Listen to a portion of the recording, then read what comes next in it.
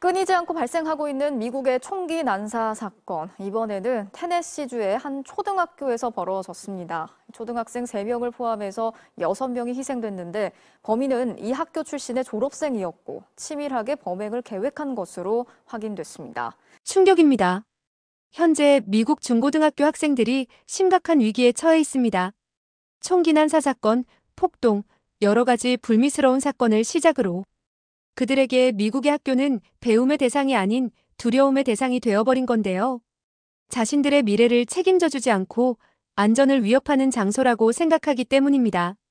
현재 한국인들이 당연하게 생각하는 안전, 그 안전을 박탈당하고 새로운 미래를 위해 한국을 택한 한 가정의 사연을 지금 바로 들어보겠습니다. 수업이 한창이던 오전 10시 10분, 닫힌 문 유리창을 향해 여러 발의 총성이 울리고 빨간 모자를 쓴 총격범이 학교에 진입합니다. 교회 사무실이라고 적힌 방에 들어갔다 나오더니 마치 목표물을 찾는 듯 다른 곳으로 이동합니다. 9살 어린이 3명과 교장 등 교직원 3명을 살해한 범인은 출동한 경찰과 교전을 벌이다가 10시 27분 경찰의 총에 맞아 숨졌습니다. 학교에 진입한 지 17분 만이었습니다. 안녕하세요. 저는 에밀리입니다. 그동안 말하지 못했던, 두려워서 감추고만 있던 이야기를 해보려고 합니다. 모든 것이 바뀐 그날을 아직도 생생하게 기억하고 있어요. 저는 부엌 식탁에 앉아서 수학 숙제를 하고 있었어요. 텔레비전은 배경에서 소리 없이 켜져 있었는데 엄마가 갑자기 숨을 들이키는 소리에 고개를 들었죠. 엄마는 손으로 입을 가린 채 화면을 뚫어지게 보고 계셨어요. 또 학교 총기 사건이 일어난 거예요. 그 해만 벌써 3번째였어요. 아빠가 다른 방에서 들어오셨어요. 뉴스에서 무슨 일이 벌어지고 있는지 보자마자 아빠의 표정도 심각해졌어요. 한동안 아무도 말이 없었어요. 우리는 그저 학생들이 양손을 올린 채 학교 건물에서 뛰쳐나오는 모습을 지켜보고 있었죠.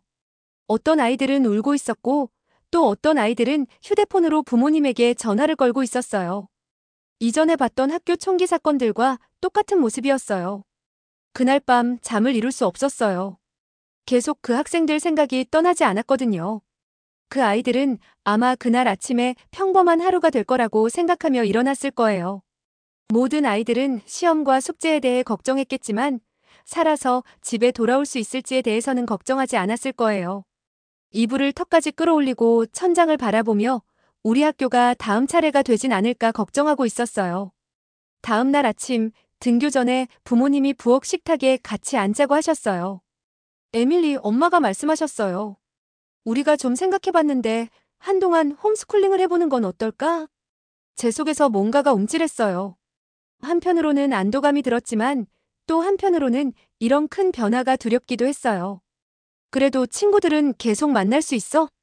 제가 물었어요. 물론이지. 아빠가 고개를 끄덕이셨어요. 친구들과 놀 시간도 마련해 줄 거고 동아리 활동도 계속할 수 있어. 다만 지금은 학교 건물이 그다지 안전한 곳이 아닌 것 같아서 말이야. 2주 안에 모든 것이 준비되었어요. 이제 제 학교 생활은 교실이 아닌 우리 집 식탁에서 이루어지고 있었어요. 엄마는 제 책과 컴퓨터를 놓을 수 있는 특별한 공간을 마련해 주셨고 그곳에서 온라인 수업을 듣고 있었죠. 학교에 무슨 옷을 입을지 고민할 필요 없이 편한 옷을 입을 수 있어서 좋았어요. 또 복도에서 갑자기 큰 소리가 들릴 때마다 걱정하지 않아도 돼서 좋았죠. 하지만 가끔은 외로움도 느꼈어요. 수업 사이사이에 또래 친구들과 떠들던 시간이 그리웠어요. 큰 창문이 있는 학교 도서관과 미술실도 그리웠고요. 무엇보다 평범하게 느껴지는 것이 그리웠어요. 아침에 배낭을 메고 버스 정류장으로 향하는 동네 아이들을 창문 너머로 지켜보면서 마치 제가 다른 세상에 살고 있는 것 같은 기분이 들곤 했어요. 부모님은 제가 기분이 나아지도록 노력하셨어요. 주말에는 친구들을 만날 수 있게 약속을 잡아주셨고 다른 아이들이 학교에 있을 시간에 저를 박물관이나 공원에 데려가셔서 마치 특별한 모험을 하는 것처럼 느끼게 해주셨어요. 하지만 부모님이 제가 보지 않는다고 생각하실 때 서로 걱정스러운 눈빛을 교환하시는 것을 저는 볼 수 있었어요. 매일 밤 우리는 뉴스를 보고 있었어요. 더 많은 총격 사건들, 더 많은 폭력, 우리 동네에서 일어난 차량 침입 사건, 우리가 식료품을 사는 가게에서 일어난 강도 사건, 집 밖의 세상은 점점 더 어둡고 무서운 곳처럼 느껴지기 시작했어요. 저는 위험한 장소에 갇혀서 빠져나올 수 없는 악몽을 꾸기 시작했어요. 어느 날 밤 저는 잠에서 깨어 부엌에서 이야기하시는 부모님의 대화를 우연히 듣게 되었어요. 점점 더 나빠지고 있어. 나아지는 게 아니라 아빠의 목소리는 지친 것 같았어요. 아이가 이곳에서 어떤 미래를 가질지 걱정돼. 우리에게 어떤 선택지가 있을까? 엄마가 물으셨어요. 계속 숨어 지낼 순 없잖아. 저는 발끝으로 조용히 제 방으로 돌아왔어요. 그들이 무슨 뜻으로 그런 말씀을 하셨는지 궁금했어요. 어떤 선택지? 우리가 다른 어디로 갈 수 있다는 걸까요? 며칠 후 아빠는 회사에서 돌아오시면서 들뜬 표정을 짓고 계셨어요. 노트북을 들고 오셔서 저녁 식탁에서 펼치셨어요. 너희들에게 보여줄 게 있어. 아빠가 말씀하셨어요. 화면을 우리 쪽으로 돌리셨는데 제가 알지 못하는 곳의 사진들이 보였어요. 높은 건물들, 깨끗한 거리들, 그리고 밝은 불빛 아래 밤에도 돌아다니는 사람들이요. 이곳은 서울이야, 아빠가 설명하셨어요. 한국의 수도지. 저는 혼란스러워서 미간을 찌푸렸어요. 한국이 아시아에 있는 나라라는 것은 알고 있었어요. 지리 수업에서 간단히 배웠거든요. 주로 기억나는 건 한국이 북한과 남한으로 나뉘어 있고 북한이 위험한 곳이라는 정도였어요. 우리 회사가 거기에 사무실이 있어. 아빠가 계속 말씀하셨어요. 그쪽에서 자리를 제안해줬어. 우리 모두 그곳으로 이사할 수 있어. 에밀리는 전 세계에서 온 학생들과 함께 국제학교에 다닐 수 있을 거야. 엄마는 놀란 표정이었지만 제가 생각했던 만큼 놀라지는 않으셨어요. 이미 두 분이 이 이야기를 나누셨던 걸까요? 한국이요? 제가 물었어요. 거기 위험한 곳 아닌가요? 북한이랑 바로 옆에 있잖아요. 아빠는 고개를 저으셨어요. 남한은 실제로 세계에서 가장 안전한 나라 중 하나야. 총기 폭력이 거의 없어. 아이들이 혼자서 대중교통을 이용하기도 해. 사람들이 화장실 갈 때 카페 테이블에 핸드폰을 두고 가도 아무도 가져가지 않아. 그런 곳이 있다니 상상도 할 수 없었어요. 마치 동화 속 이야기 같았어요. 학교도 훌륭해. 엄마가 덧붙이셨어요. 그리고 우리가 경험할 수 있는 놀라운 문화적 체험들도 많아. 절, 궁전, 박물관 같은 것들 말이야. 저는 부모님을 번갈아 바라봤어요. 두 분 다 이 일에 대해 진지해 보이셨어요. 가슴이 빨리 뛰기 시작했어요. 한국으로 이사한다고요? 내가 알고 있는 모든 것을 떠난다고요? 내 방, 몇 안 되는 친구들, 할머니, 할아버지. 가기 싫어요. 제가 말했어요. 한국어도 못하는데. 완전히 길을 잃을 거예요. 국제학교는 영어로 수업을 해 아빠가 설명하셨어요. 그리고 우리 모두 함께 한국어를 배울 거야. 그날 밤 또 잠을 이루지 못했어요. 하지만 이번엔 다른 이유에서였어요. 계속해서 세계 반대편에 있는 이 낯선 나라를 상상하고 있었거든요. 제 마음속에서는 이상한 음식과 이해할 수 없는 언어를 쓰는 사람들이 있는 신비로운 곳으로 그려지고 있었어요. 내가 태어난 나라에서도 안전하다고 느끼지 못하는데 어떻게 그곳에서 안전함을 느낄 수 있을까요?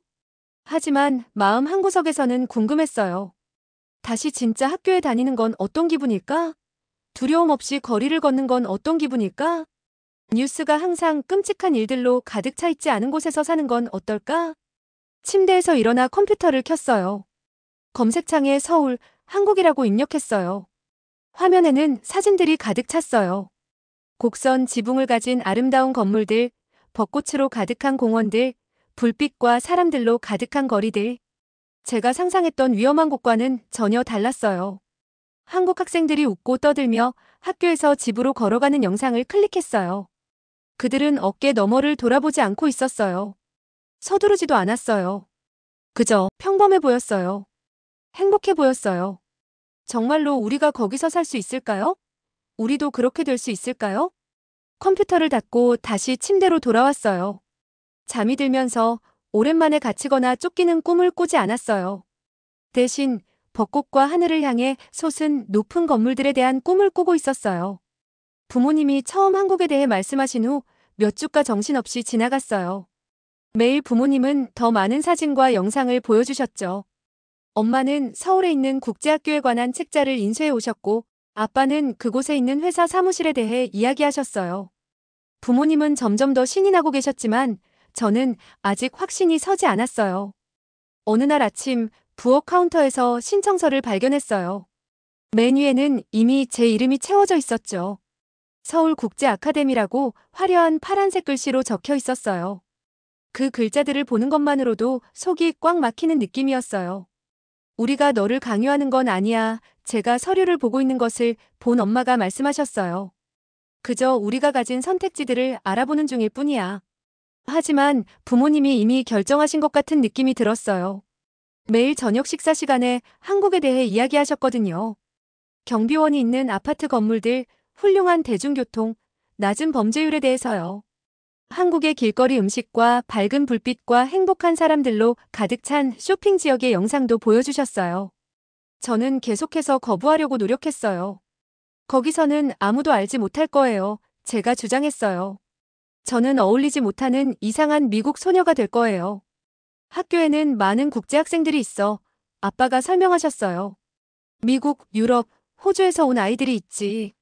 너 혼자가 아닐 거야. 마음 깊은 곳에서는 무언가가 변하고 있었어요. 서울에 관한 많은 영상을 본 후에는 그 도시가 이전처럼 무섭게 느껴지지 않았어요. 사진 속 장소들을 알아보기 시작했죠.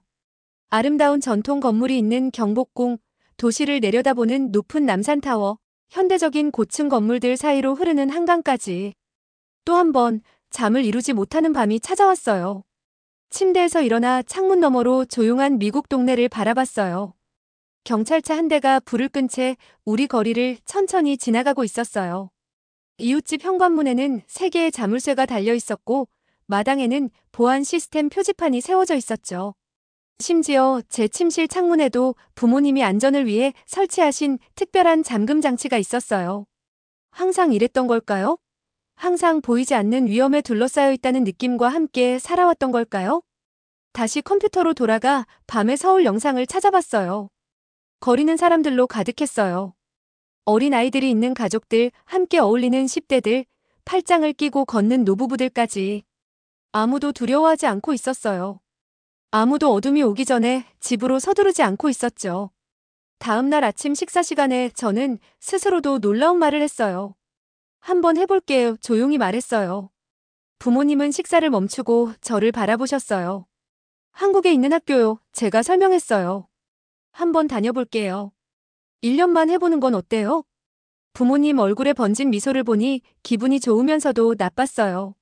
제 결정에 너무 행복해 하셨지만 저는 여전히 제가 올바른 선택을 하고 있는지 확신이 서지 않았거든요. 그 후 2달은 제 인생에서 가장 바쁜 시간이었어요. 여권과 특별한 비자를 발급받아야 했어요. 우리 차와 많은 물건들을 팔았고 남은 것들은 상자에 담았어요. 일부는 한국으로 보내고 일부는 조부모님 댁에 보관하기로 했죠. 제 방은 날이 갈수록 점점 더 비어갔어요. 조부모님과 작별 인사를 나누는 것이 가장 힘들었어요. 할머니는 제가 숨을 쉴 수 없을 정도로 꽉 안아주셨어요. 너무 멀구나. 할머니는 눈물을 닦으며 속삭이셨어요. 매주 영상 통화할게요. 저도 눈물이 고이고 있었지만 용감한 척하며 약속했어요. 마침내 비행기를 타는 날이 왔어요.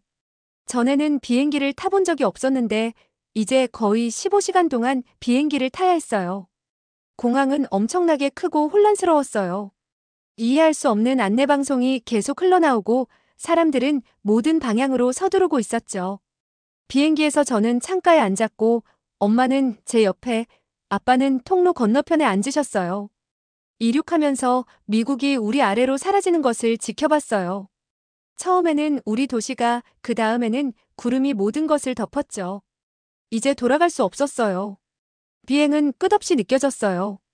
잠을 자려고 했지만 편하게 자세를 잡을 수 없었어요. 영화를 보고 책을 읽고 앞에 있는 작은 화면에서 게임을 했어요. 엄마는 지도에서 우리 경로를 보여주셨어요. 미국을 가로질러 태평양을 넘어 일본을 지나 마침내 한국에 도착하는 길이었죠. 거의 다 왔어. 몇 시간 후 아빠가 통로 건너편에서 몸을 기울이며 말씀하셨어요. 창밖을 봐봐. 아래로는 다시 땅이 보이기 시작했어요. 가까워질수록 풍경이 더 선명해졌어요. 나무로 덮인 산들, 그 사이로 굽이치는 강, 그리고 점점 더 많은 건물들이 나타나더니 곧 제가 볼 수 있는 모든 곳을 덮고 있었어요. 서울은 엄청나게 거대했고 모든 방향으로 펼쳐져 있었어요. 비행기는 제 배가 뛰어오르게 하는 충격과 함께 착륙했어요. 주변 사람들은 한국어와 영어 그리고 제가 알아듣지 못하는 다른 언어들로 이야기하며 짐을 모으기 시작했어요. 인천국제공항에 오신 것을 환영합니다. 확성기에서 먼저 한국어로 그 다음에 영어로 소리가 들렸어요. 현지 시간은 오후 4시 30분입니다. 공항을 걸어가는 것은 마치 다른 세계로 들어가는 것 같았어요. 모든 것이 깨끗하고 현대적이었죠. 한국어, 영어, 중국어, 일본어로 된 표지판이 방향을 알려주고 있었어요. 움직이는 보도가 우리를 이상한 간식과 아름다운 기념품을 파는 상점들 옆으로 데려갔어요. 여권 심사대에서는 진지해 보이는 직원이 우리 서류를 확인한 다음 미소를 지으며 한국에 오신 것을 환영합니다라고 말했어요. 그의 영어는 완벽했어요. 우리 짐은 반짝이는 컨베이어 벨트에 나타났어요. 짐 카트를 밀고 자동문을 지나자 갑자기 우리는 공식적으로 한국에 도착한 거예요. 젊은 여성이 우리 가족 이름이 적힌 팻말을 들고 있었어요. 그녀는 단정한 파란색 정장을 입고 있었고 친근한 미소를 짓고 있었죠. 안녕하세요. 서울국제아카데미에서 온 혜진입니다. 그녀가 약간 허리를 숙이며 말했어요. 한국에 오신 것을 환영합니다. 처음 몇 주 동안 가족분들이 정착하시는 것을 도와드릴 예정입니다. 혜진은 우리를 밖으로 데리고 나가 기다리고 있는 승합차로 안내했어요. 이곳의 공기는 달랐어요. 도시 냄새와 제가 정확히 무엇인지 알 수 없는 향기가 섞여 있었죠. 봄치고는 생각보다 따뜻했어요. 공항에서 서울로 운전해 가는 동안 저는 얼굴을 창문에 바짝 대고 모든 것을 보려고 노력했어요. 혜진은 주요 건물들을 가리키며 도시에 대한 정보를 알려주고 있었어요. 고속도로는 넓고 깨끗했어요. 자동차들은 질서 있게 줄지어 달리고 있었고 현대적인 건물들이 곡선 지붕의 전통적인 건물들 옆에 서 있었어요. 저기 남산타워예요. 혜진이 도시 중앙에 있는 산 위의 높은 구조물을 가리키며 말했어요. 그리고 저기 한강이 있어요. 여러분의 아파트는 강남구에 있는데 저 다리만 건너면 돼요. 그 말들은 제 귀에 이상하게 들렸지만 제가 본 영상에서 남산타워를 알아볼 수 있었어요. 실제로 그것을 보니 모든 것이 갑자기 더 현실감 있게 다가왔어요. 우리의 임시 아파트는 높은 빌딩의 24층에 있었어요. 들어갔을 때 저는 깜짝 놀랐어요. 바닥에서 천장까지 이어진 창문에서는 산이 멀리 보이는 도시 전체가 내려다 보였어요. 아파트는 작았지만 현대적이었고 가구들도 이미 준비되어 있었죠. 영구적인 주택은 2주 후에 준비될 거예요. 혜진이 설명했어요. 학교에서 당분간 이곳을 마련해드렸어요. 그날 밤 혜진이 떠나고 긴 여정에 지친 부모님이 잠자리에 드신 후 저는 혼자 창가에 서 있었어요. 제가 볼 수 있는 한멀리까지 도시 전체에 불빛이 반짝이고 있었어요. 자동차들은 거리와 다리를 따라 움직이고 있었고 어딘가에는 제 새로운 학교 미래의 반 친구들 그리고 아직 상상할 수 없는 삶이 있었어요. 제 휴대폰에서 메시지 알림음이 울렸어요. 혜진이 저를 연결해준 리암이라는 미국 학생이었어요. 첫날 밤이 가장 이상하게 느껴질 거야. 그의 메시지에 적혀 있었어요. 하지만 좋아질 거라고 약속해. 내일 만날래?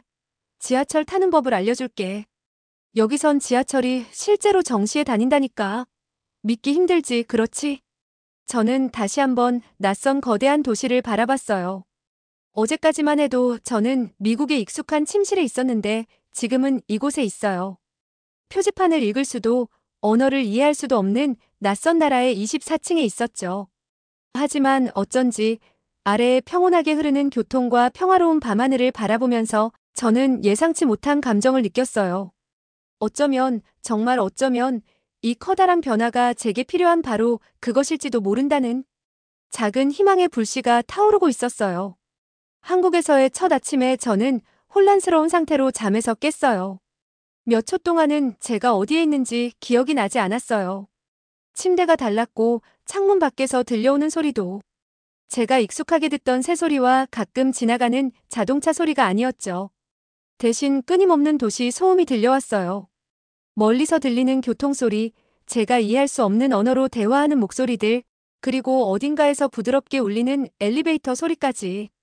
그때 갑자기 모든 기억이 물밀듯이 돌아왔어요. 저는 서울에 있었어요. 제가 알던 모든 것들과 지구 반대편에 있었죠. 서울국제 아카데미 교복이 옷장에 걸려 있었어요. 학교 문장이 달린 남색 블레이저, 하얀 단추 셔츠, 체크무늬 스커트, 검정 구두까지. 너무 공식적으로 보였고 홈스쿨링 할 때 입던 편안한 옷과는 너무도 달랐어요. 엄마가 거울 앞에서 제 넥타이를 고쳐주셨어요. 제 뱃속은 마치 나비들로 가득 찬 것 같은 기분이었어요. 완벽해 보이네. 엄마가 제 옷깃을 다듬으며 말씀하셨어요. 엄마의 눈에서도 저와 같은 걱정이 비치고 있었어요. 아빠는 새 교복을 입은 제 사진을 찍으셨어요. 신난 척 하셨지만 아빠도 긴장하고 계신다는 걸 저는 알 수 있었어요. 우리 모두에게 중요한 날이었으니까요. 혜진은 우리 아파트 근처 지하철역에서 저를 만나기로 약속했어요. 약속대로 그녀는 저희가 도착했을 때 기다리고 있었어요. 저와 같은 교복을 입고 있었지만 완전히 편안해 보였죠. 첫날 준비됐어? 그녀가 밝은 미소로 물었어요. 저는 목소리를 믿을 수 없어서 그냥 고개만 끄덕였어요. 엄마 아빠는 저를 꼭 안아주며 작별 인사를 하셨어요. 저는 혜진과 함께 학교로 가고 부모님은 아빠의 새 사무실에 가서 서류 작업을 마무리하기로 했어요. 지하철은 제게 첫 번째 진짜 시험이었어요. 그곳은 제가 상상했던 것과는 전혀 달랐어요. 모든 것이 티 하나 없이 깨끗했죠. 표지판은 한국어와 영어로 되어 있었어요. 사람들은 질서 있게 줄을 서서 기차에서 내리는 승객들이 먼저 내린 후에 탑승했어요. 아무도 밀치거나 떠밀지 않았고 모두가 조용했어요. 많은 사람들이 휴대폰을 보거나 책을 읽고 있었죠. 우리는 녹색 선을 타고 내 정거장을 간 다음 파란색 선으로 갈아타야 해, 혜진이 설명했어요. 그녀는 아빠가 저에게 주신 교통카드 사용법을 보여주고 있었어요. 들어갈 때 여기 찍고 나갈 때도 다시 찍으면 돼. 지하철은 붐볐지만 불편하지는 않았어요. 저는 이상한 점을 발견했어요. 많은 사람들이 자고 있거나 눈을 감고 있었어요. 어떤 사람들은 비싼 헤드폰이나 보석을 착용하고 있었죠. 아무도 자신의 물건이 도난당할 걱정을 하지 않는 것 같았어요. 항상 이렇게 안전한가요? 저는 혜진에게 속삭였어요. 그녀는 잠시 혼란스러워 보이다가 이해한 듯한 표정을 지었어요. 아, 네, 매우 안전해요. 아무도 당신의 물건을 건드리지 않을 거예요. 심지어 화장실에 갈 때 카페 테이블에 휴대폰을 두고 가도 돌아왔을 때 그대로 있을 거예요. 미국에서는 상상할 수도 없는 일이었어요. 서울국제 아카데미는 큰 창문과 중앙에 열린 정원이 있는 현대적인 건물이었어요. 여러 나라에서 온 학생들이 다양한 언어를 섞어 말하며 복도를 걷고 있었어요. 몇몇은 한국인처럼 보였고 다른 학생들은 분명히 세계 각지에서 온 것 같았어요. 우리 교실에는 단 20명의 학생만 있었어요. 책상은 디지털 화이트보드를 향해 유자 모양으로 배치되어 있었어요. 모든 것이 새 것처럼 보이고 첨단 기술로 가득했죠. 여러분, 미국에서 온 새 학생을 환영해주세요. 담임 선생님이 완벽한 영어로 말씀하셨어요. 에밀리, 자기소개 좀 해볼래요? 19쌍의 호기심 어린 눈동자 앞에 서는 것은 정말 무서웠어요. 제가 신중하게 연습한 자기소개는 머릿속에서 사라져버렸죠. 저는 에밀리예요. 간신히 말할 수 있었어요. 미국에서 막 이사 왔어요. 에밀리는 이번 학년 남은 기간 동안 우리와 함께 할 거예요. 선생님이 더 말할 필요가 없도록 부드럽게 이어받으셨어요. 모두 환영해주세요. 오전 수업은 어렵지만 흥미로웠어요. 수학은 제가 미국에서 공부하던 것보다 더 어려웠고 과학 수업은 그저 교과서를 읽는 것이 아니라 직접 실험을 하는 방식이었어요. 모든 것이 더 빠른 속도로 진행되고 있었죠. 점심시간에 저는 어디로 가야 할지 몰라 혼자 앉아 있었어요. 식당에서는 제가 알아보지 못하는 음식들을 제공하고 있었죠. 그냥 심플한 빵을 먹으려고 할 때 누군가 제 맞은편에 앉았어요. 친근한 눈매를 가진 갈색 머리에 키 큰 소년이었어요. 난 리암이야. 어젯밤에 우리가 메시지를 주고받았잖아. 모든 게 너무 달라요. 저는 미국 억양을 듣게 돼서 반가워하며 인정했어요. 곧 익숙해질 거야, 그가 말했어요. 김치찌개를 한번 먹어봐. 매운데 맛있어. 리암은 6개월 전에 시카고에서 한국으로 이사 왔다고 해요. 그는 식당에 있는 여러 학생들을 가리켰어요. 싱가포르에서 온 준, 브라질에서 온 마리아, 캐나다에서 여러 해 살다 온 한국인 태우까지. 여기 모든 사람들은 저마다의 이야기가 있어. 리암이 설명했어요. 대부분은 첫날에 너처럼 길을 잃은 것 같은 기분을 느꼈을 거야. 어쩐지 그 말을 듣고 기분이 나아졌어요. 오후 수업은 더 놀라웠어요. 역사 시간에는 미국의 관점뿐만 아니라 여러 다양한 시각에서 세계적인 사건들을 토론했어요. 언어 수업에서는 서양과 동양 전통의 시를 함께 읽었고요. 제일 큰 시험은 한국어 수업이었어요. 신입생으로서 저는 초급반에 배정되었죠. 한글이라 불리는 한국어 알파벳은 아름답지만 불가능해 보이는 기호들의 연속처럼 보였어요. 한글은 논리적이고 배우기 쉽게 설계되었어요. 한국어 선생님이 설명하셨어요. 각 모양은 특정한 소리를 나타내죠. 수업이 끝날 무렵 저는 몇 가지 기본적인 글자를 알아볼 수 있었지만 머리가 빙빙 돌고 있었어요. 어떻게 표지판을 읽거나 사람들과 대화할 만큼 충분히 배울 수 있을까요? 방과 후 혜진은 저를 다른 학생들과 함께 집에 같이 걸어가자고 초대했어요. 우리는 아침과는 다른 길로 갔는데 화려한 간판이 있는 상점들과 음식점들을 지나고 있었어요. 길거리 음식을 한번 먹어볼래? 혜진이 맛있는 냄새가 나는 무언가를 요리하고 있는 노인 여성이 있는 작은 카트를 가리키며 물었어요. 그것은 떡볶이였어요. 매운 빨간 소스에 담긴 떡이요. 첫 입을 먹자 입안이 화끈거렸지만 맛은 놀라웠어요. 서울의 거리에 서서 어제까지만 해도 이름도 몰랐던 음식을 먹으며 새로운 얼굴들에 둘러싸여 있자니 완전히 낯설면서도 이상하게 짜릿한 기분이 들었어요. 날이 지나 주가 되었어요. 매일 아침은 새로운 도전을 가져왔죠. 언어 장벽이 가장 어려운 부분이었어요. 선생님이나 학생들이 한국어로 말할 때 저는 대화에 참여할 수 없어 보이지 않는 사람이 된 것 같은 기분이 들었어요. 하지만 천천히 단어와 문구들을 알아보기 시작했어요. 안녕하세요는 인사, 감사합니다는 고마움, 죄송합니다는 사과나 양해를 구할 때 쓰는 표현이었죠. 혜진은 제 문화적 가이드가 되었어요. 한국인들이 왜 빨간 펜으로 이름을 쓰지 않는지 죽음을 상징한다고 해요. 그리고 존경의 표시로 두 손으로 물건을 받는 적절한 방법까지 인내심을 갖고 설명해 주었어요. 리암은 다른 종류의 도움을 주었어요. 제가 걷고 있는 길을 이미 지나온 사람의 관점이요. 여기서는 아무도 학교 총격 사건을 걱정하지 않는다는 걸 알아챘어? 어느 날 우리가 도서관에서 공부하고 있을 때 그가 말했어요. 우리가 듣는 가장 큰 안전공지는 지진이 났을 때 어떻게 해야 하는지에 관한 거야. 그는 맞았어요. 미국에서 저와 함께했던 그 끊임없는 두려움이 여기서는 없었어요. 학교 입구에 금속 탐지기도 없었고 총격 대비 훈련도 없었어요.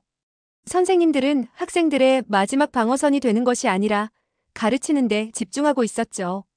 우리가 도착한 지 3개월 후 엄마는 주말에 경복궁을 방문하자고 제안하셨어요. 혜진의 가족이 우리를 데려가겠다고 제안했죠. 심지어 방문을 위해 한복이라는 전통 한국 옷도 가져왔어요. 처음에는 한복을 입는 것이 이상하게 느껴졌어요.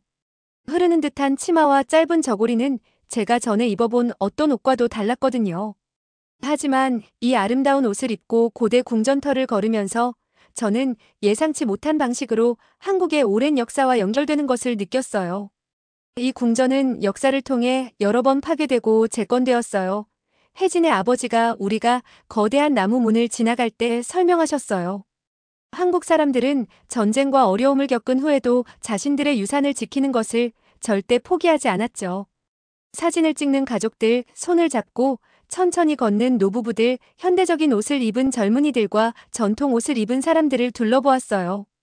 여기에는 자기 나라와의 연결 그리고 이 나라에서 새 삶을 시작한다는 것이 무엇을 의미하는지 생각하게 만드는 자부심과 연속성이 있었어요. 그날 저녁 아파트로 돌아가는 길에 무언가가 변했다는 것을 깨달았어요. 저는 자신감 있게 서울의 밤거리를 걷고 있었고 한 번도 뒤를 돌아보거나 두려움을 느끼지 않았어요. 거리는 환하게 밝혀져 있었고 사람들로 가득했어요. 어린아이들이 있는 가족들도 여전히 밖에서 선선한 저녁 공기를 즐기고 있었죠. 한국에 적응하고 있니? 우리 건물에 도착했을 때 엄마가 조용히 물으셨어요. 저는 제 대답을 신중하게 생각했어요. 그런 것 같아요. 마침내 말했어요. 아직도 가끔은 어려워요. 하지만 또한 흥미로워요.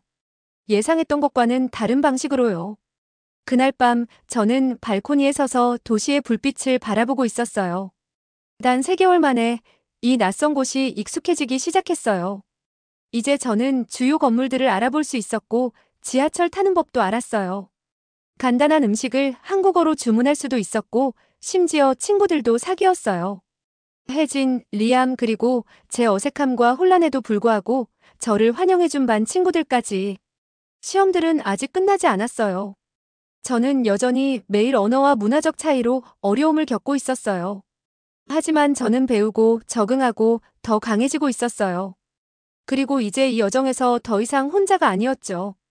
평화로운 밤의 도시 풍경을 바라보면서 저는 몇 주 동안 학교 총격 사건이나 밖에 나가는 것에 대한 두려움을 생각하지 않았다는 걸 깨달았어요. 오랫동안 품고 있던 불안의 매듭이 풀리기 시작했고 새로운 감정들이 자리 잡기 시작했어요. 호기심, 경이로움, 그리고 두려움에 맞서고 그것을 극복할 수 있다는 것을 발견했을 때 오는 조용한 자신감까지. 한국으로 이사 온 지 6개월이 지났을 때 제 모든 생각을 바꾸는 일이 일어났어요. 그것은 사회 수업 시간에 간단한 학교 프로젝트에서 시작되었어요. 우리는 세계 여러 도시의 범죄와 안전에 대해 공부하고 있었죠. 선생님은 우리를 팀으로 나누고 각 팀에게 다른 도시를 연구하도록 하셨어요. 우리 팀은 서울을 맡았어요. 리암의 팀은 시카고를 배정받았고 다른 팀들은 런던, 도쿄, 시드니, 뉴욕을 맡았죠. 다음 주에 여러분의 조사 결과를 발표할 거예요. 선생님이 설명하셨어요. 범죄 통계, 안전조치, 일상생활을 살펴보세요. 배정받은 도시의 사람들은 어떻게 안전을 유지하나요? 그들은 무엇을 걱정하고 무엇을 걱정하지 않나요? 우리 팀은 방과 후 도서관에 모였어요. 혜진은 영어로는 이용할 수 없는 통계가 담긴 한국 웹사이트를 찾는 것을 도와주었죠.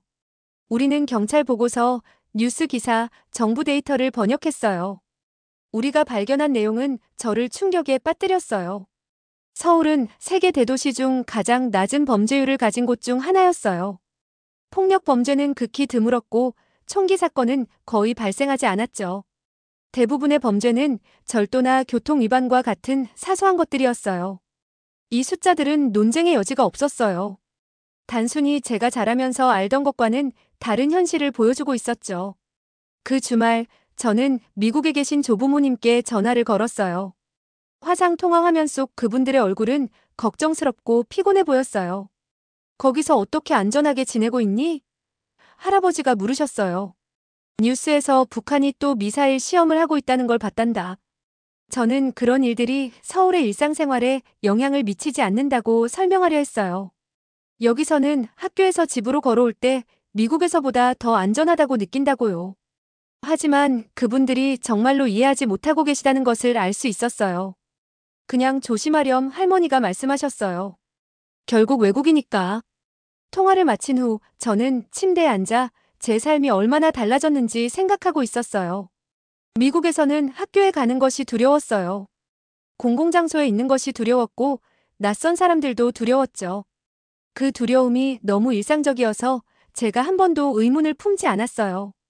이제 저는 어깨 너머를 계속 돌아보지 않고도 서울 거리를 걷고 있다는 것을 깨달았어요. 걱정 없이 혼자 지하철을 타고 있었고 책을 찾으러 갈 때 도서관 책상에 가방을 두고 가도 돌아왔을 때 그대로 있을 거라는 것을 알고 있었죠. 오랫동안 제 곁에 있던 두려움이 조용히 사라졌어요. 다음 날 아침은 일요일이었어요. 아빠는 우리가 평소에 가는 현대적인 슈퍼마켓 대신 전통시장을 방문하자고 제안하셨어요. 광장시장은 제가 전에 경험해본 어떤 것과도 달랐어요. 수백 개의 가판대가 거대한 실내 공간을 가득 채우고 있었죠. 상인들은 손님들에게 소리치고 있었고 맛있는 냄새가 사방에서 풍겨왔어요. 사람들은 작은 음식 카운터 주변에 모여 서로 팔꿈치를 맞대고 서서 먹고 있었어요. 우리는 처음 도착했을 때는 먹기를 두려워했을 음식들을 시도해 보았어요. 빈대떡 녹두전, 순대 피순대, 그리고 다양한 종류의 김치까지. 모든 것이 풍미가 있고 흥미로웠어요. 제가 서툰 한국어로 주문하려고 하면 상인들은 웃으면서 종종 우리에게 더 많은 양이나 작은 반찬을 선물로 주기도 했어요. 한국어 잘하네요. 핫도그 호떡을 건네주며 한 노인 여성이 말씀하셨어요. 제 한국어가 아직 매우 기초적인 수준이라는 걸 알면서도 그 칭찬에 가슴이 뿌듯했어요. 시장 후에 우리는 청계천을 따라 걸었어요.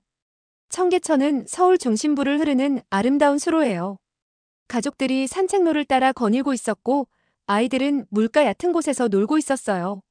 커플들은 벤치에 앉아 조용히 이야기를 나누고 있었죠. 이 개울은 한때 고속도로로 덮여 있었지만 도시에서 사람들이 즐길 수 있는 평화로운 장소로 복원했다고 해요. 예전에 우리 동네에서는 해가 진 후에 산책을 전혀 하지 않았던 거 기억나니? 우리가 물에 비친 석양을 바라보고 있을 때 엄마가 조용히 물으셨어요. 저는 고개를 끄덕였어요.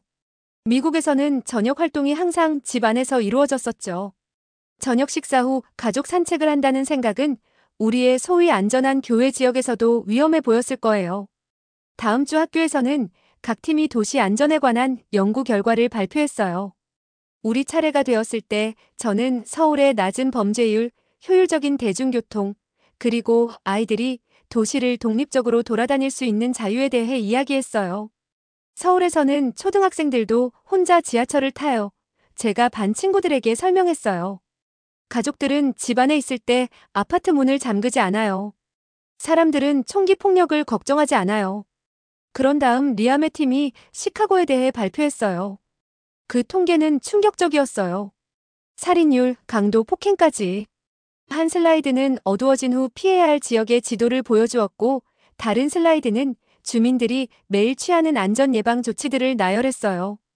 모든 발표가 끝났을 때 선생님은 우리에게 배운 것에 대해 토론하라고 하셨어요.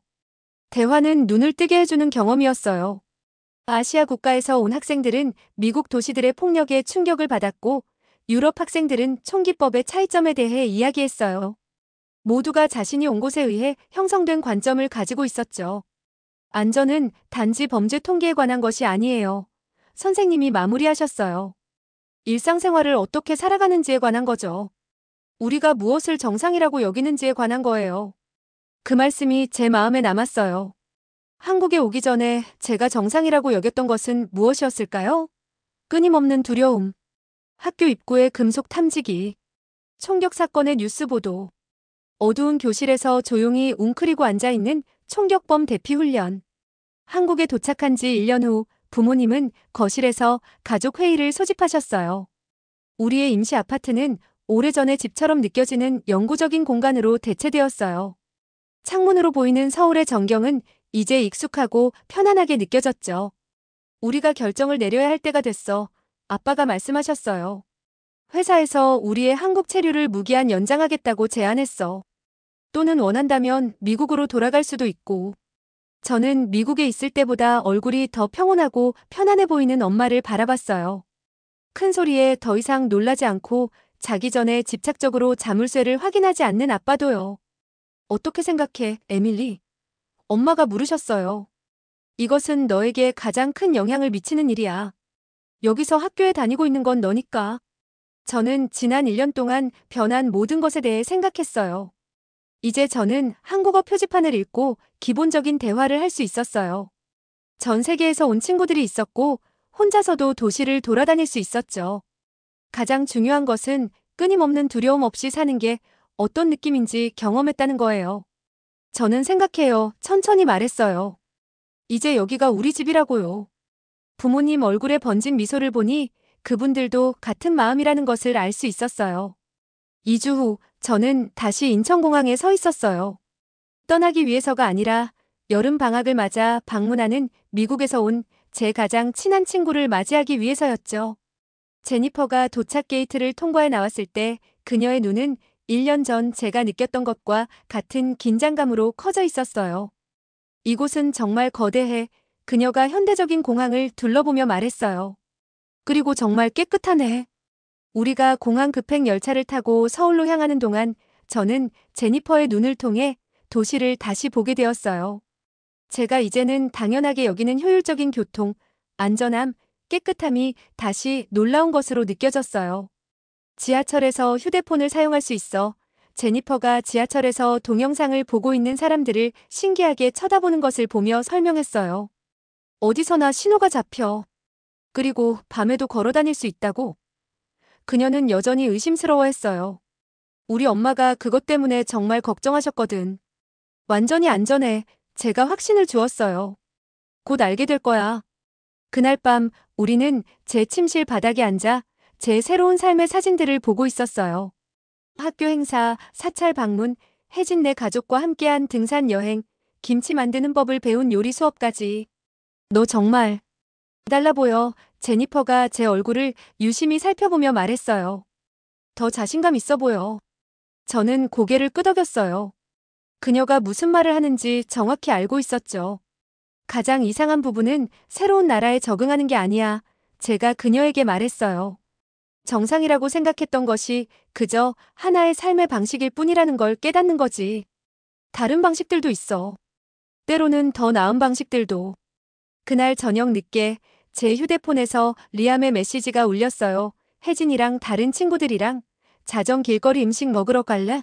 제니퍼에게 진짜 한국식 치킨을 보여주고 싶대.